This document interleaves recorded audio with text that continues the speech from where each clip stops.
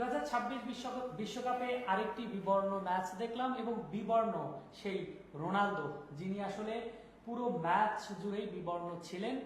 যদি Messi, Ronaldo কিংবা Erling হল্যান্ডের কথা বলি, তারা আসলে যে মাপের খেলোয়াড় এবং নামের সাথে কিন্তু কাজের মিল রেখেছেন, কিন্তু রোনালদো একদম সাদামাটা পারফরমেন্স, একদম সাদামাটা পারফরমেন্সে বলা চলে না। কয়েকবার তিনি বল পেয়েছিলেন, বড় বড় কিন্তু মিস তিনি করেছেন। একই সাথে তিনি তার যে মুভমেন্ট এবং একটা ম্যাচে যখন নামবেন, বিশ্বকাপের মতো ম্যাচ এবং প্রথম ম্যাচ, সেই ম্যাচে আসলে যতটুকু দায়িত্ব পালন করার কথা, তিনি আসলে যে মাপের খেলোয়াড়, সেটি আসলে কি কতটা করতে পেরেছেন, পুরো খেলাটা তো দেখছেন। আসলে রোনালদো যে মাপের খেলোয়াড়, আমরা যে মাপের খেলাটা থেকে দেখে আসি এত বছর ধরে, তিনি তার পজিশন কিন্তু বেশ কয়েকবার চেঞ্জ করে তার ফুটবল ক্যারিয়ারে। তিনি হচ্ছে লেফট মিডফিল্ডার দিয়ে শুরু করলে রাইট মিডফিল্ডারে খেলেছেন, তারপরে লেফট উইংয়ে খেলেছেন বেশ কয়েক বছর, দেন তিনি সেন্টার ফরওয়ার্ডে শিফট করেছেন। তো ম্যান ইউ পিরিয়ড সেকেন্ড স্পেলে যেবার ম্যানচেস্টার ইউনাইটেডে তিনি গিয়েছেন, এরপর থেকে কিন্তু বেসিক্যালি সেন্টার ফরওয়ার্ড হিসেবে শিফট করে ফেলেছেন তিনি নিজের ক্যারিয়ারকে। Right now he is not a winger anymore, he is a centre forward. তো তাকে আসলে মাঠের উপরিভাগই বেশিরভাগ সময় দেখতে পাওয়ার কথা, যেটি আজকে আমরা দেখতে পেয়েছি। বাট দুঃখজনক ব্যাপার হচ্ছে তার কাছে কিন্তু বেশিরভাগ সময় আমরা বল দেখতে পাইনি, তাকে ডিস্ট্রিবিউট করা হচ্ছিল না বলগুলো। আমরা যদি দেখি প্রথমার্ধে কিন্তু 2 কি 3 বার তিনি পুরো 45 মিনিটের মধ্যে বল পেয়েছে। এবং আমরা দ্বিতীয় অর্ধে মাঠে নামার পূর্বেই কিন্তু তাদের খেলোয়াড়দের মধ্যে দেখেছি অনেকটা উত্তেজনা তৈরি হয়েছে এবং একে অপরকে হয়তো খোঁচাখুচিও করছিলেন। এই ব্যাপারটা হয়তো একটা আলাদা পরিবেশ তৈরি করেছে, যেটি আসলে এক ধরনের বৈরিতা। কারণ হচ্ছে একটা দলে যখন 11 জন খেলোয়াড় যখন নামবে, তাদের মধ্যে যদি আসলে ওই সম্পর্কটা না থাকে, তাহলে কিন্তু পুরো ইফেক্ট আসলে পুরো এটা আই কমপ্লিটলি এগ্রি হইতো। কারণ আমরা কিন্তু বেশ কয়েকটি গণমাধ্যম থেকে জানতে পেরেছি যে পর্তুগালের টিমের ভিতরে ইনসাইডে বেশ কিছু ঝামেলা চলছে। এখন সত্য মিথ্যা তো বলার কোনো উপায় নেই, তবে আমরা বেশ কয়েক বছর ধরে এটা দেখছি যে রোনালদোর এজ হয়ে গিয়েছে, হি শুড রিটায়ার এন্ড ব্লা ব্লা বহুত কিছু আমরা শুনতে পাচ্ছি। সেটি আজকে ম্যাচ শুরুর সেকেন্ড হাফের সময় কিন্তু আমরা দেখতে পাচ্ছিলাম যে বেশ কয়েকটি উত্তেজনামূলক পরিস্থিতি সৃষ্টি হয়েছিল। যদি আমরা ম্যাচের দিকে তাকাই, রোনালদো বেশ 2টি বড় মিস করেছেন বলারে। প্রথমটিতে হয়তো সামনে প্লেয়ার দ্বারা ব্লক ছিলেন, বাট দ্বিতীয়টি as a Cristiano Ronaldo fan আমি বলবো যে এটা তার কাছে ডাল ভাতের মতোই ফিনিশ হওয়ার কথা ছিল, যদিও তিনি সেটি মিস করেছে। হ্যাঁ, অবশ্যই। আর হচ্ছে আজকের ম্যাচের সব থেকে বড় দুইটা ফ্যাক্টর ছিল, সেটি হচ্ছে কঙ্গোর ডিফেন্স লাইন আপ খুব বেশি শক্তিশালী এবং পর্তুগাল যেটি করছিল তারা হচ্ছে গ্রাউন্ড শট অনেক বেশি নিচ্ছিল এবং তাদের কাছ থেকে সেই আশা অনুরূপ আমরা কিন্তু ক্রস কিন্তু খুব কম দেখেছি। 70 মিনিটের পরে কিন্তু খেলা একটু চেঞ্জ হয়েছে, একটু হাই ইন্টেন্সিটি ম্যাচ আমরা দেখতে পেয়েছি। আসল পর্তুগাল মনে হয়েছে, কিন্তু এই যে তারা যে ক্রস খেলে না কিংবা ডি বক্সের সামনেও তারা ছোটখাটো পাস দিচ্ছে, কিন্তু গোলে শট না নেওয়ার এই প্রবণতা এই দলটাকে কিন্তু এই যে পয়েন্ট ভাগাভাগি করে নিতে হচ্ছে। পরবর্তী কিন্তু এটা কিন্তু গ্রুপে যদি রানার্স আপ হয়ে তারা পরের গ্রুপে যায়, সেখানে সেই ক্ষেত্রে তারা যে পারফরমেন্স দেখিয়েছে, সেই তাদের বিপক্ষে কিন্তু বড় বড় দল কিন্তু খেলবে, তখন কিন্তু আসলে এই পর্তুগালকে নিয়ে কিন্তু অনেক এই গ্রুপের মধ্যে পর্তুগালের কিন্তু উজবেকিস্তানের পর এই ম্যাচটি ইজি উইন ম্যাচ ছিল আমার কাছে মনে হচ্ছে। আজকে ম্যাচটি ড্র করে কিন্তু তার বিশ্বকাপের পরের রাউন্ডে যাওয়ার সমীকরণটি বেশ জটিল হয়ে গেছে আমার কাছে মনে হচ্ছে। আর যদি আমি পর্তুগালের খেলার কথা আজকে বলতে যাই, পুরো দুনিয়ার চোখ ছিল আজকে পর্তুগালের উপর। আমরা বিগত ম্যাচগুলোতে দেখতে পেয়েছি কিলিয়ান এমবাপ্পে গোল করেছেন আর্লিং হালান্ড, আজকে তো মেসি হ্যাট্রিক করেছে। তো সবার চোখ কিন্তু আসলে রোনালদোর উপরই ছিল যে হয়তো আজ তিনি কিছু একটা করে দেখাবেন, বাট আনফরচুনেটলি তিনি গোলের দেখা পাননি এবং পুরো পর্তুগালই বেশ ডিসঅ্যাপয়েন্টিং ফুটবল খেলেছে আমার কাছে মনে হয়েছে। এটাই আমরা খেলা দেখি আসলে স্টার আইকন দেখে, যেমন পর্তুগালের খেলা আমরা কেন দেখছি, অবশ্যই তাদের আইকন দেখে, এবং সেই বড় আইকনটা কিন্তু রোনালদো। এবং ক্রিস্টিয়ানো রোনালদো কিন্তু তার ক্যারিয়ার জুড়ে রঙিনময় একজন খেলোয়াড় ছিলেন। জার্সির কালারটা যেমন লাল বা রঙিন, তার পুরো ক্যারিয়ারটা কিন্তু সেই রঙিন ছিল। তার সব থেকে বড় পাওয়ার জায়গাটা হচ্ছে ফিফা বিশ্বকাপ। তিনি ইতিপূর্বে 5টি বিশ্বকাপ খেলে ফেলেছেন, যদিও গোলের সংখ্যা খুবই কম। গোলের সংখ্যা আমি ম্যাটার করছি না, সেটা হচ্ছে দলগত পারফরমেন্স, হচ্ছে একটা দলের হচ্ছে সফলতার বড় একটা প্রেক্ষাপট। সেইখানে রোনালদোর যে পারফরমেন্স আমরা দেখেছি, এবং এই বিশ্বকাপ থেকে একটা সুযোগ ছিল এবং তাদের দলে যে হাইট উঠেছে যে রোনালদোর এবার একটা সুযোগ আছে, এবং সেই দলে কিন্তু সেই মাপের খেলোয়াড়রা আছে।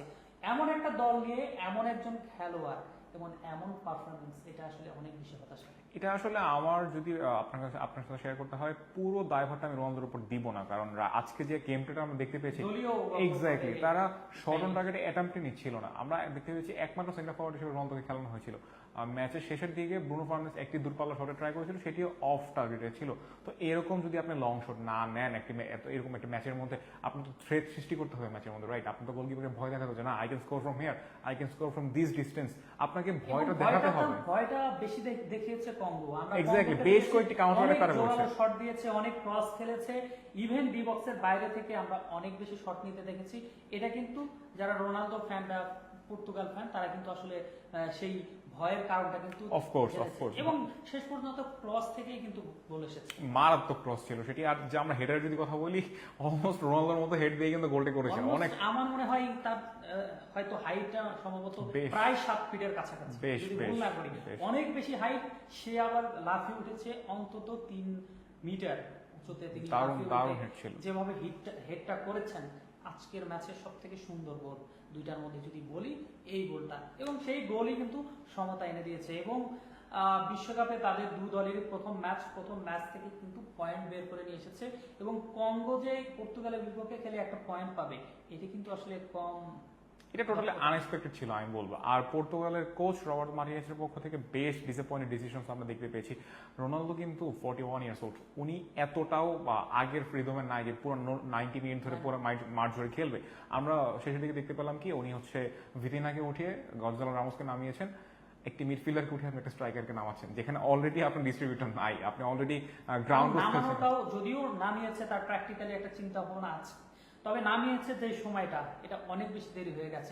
কারণ ম্যাচের 60 থেকে 70 মিনিটে নামালে সেটা ভালো ছিল। আরো শেষের দিকে 30 থেকে 35 মিনিট যখন খেলবে তখন গেমটা ইমপ্যাক্ট রাখতে পারবে ম্যাচের মধ্যে, ইমপ্যাক্ট রাখতে পারবে। সেটা কিন্তু হয়নি, তিনি নামিয়েছেন মাত্র সম্ভবত 15 মিনিট আগে। এক্স্যাক্টলি, আমার কাছে ইনস্টেড অফ ভিদিনা Ronaldo should have been subbed out. কারণ যা করার তিনি করেছে, তিনি বল পাচ্ছিলেন না, whatever it is, he was trying his best, but unfortunately তিনি গোলের দেখা পাননি। বেশ কয়েকটি সহজ চান্স কিন্তু তিনি মিস করেছেন। যদি আমরা শর্ট টার্গেট দিকে তাকাই, এন্টার 90 মিনিটসে পর্তুগালের শট মাত্র একটি, সেটাও কিন্তু গোলের দেখা পেয়েছে তারা, এছাড়া কিন্তু অ্যাটাকের দেখাই পায়নি।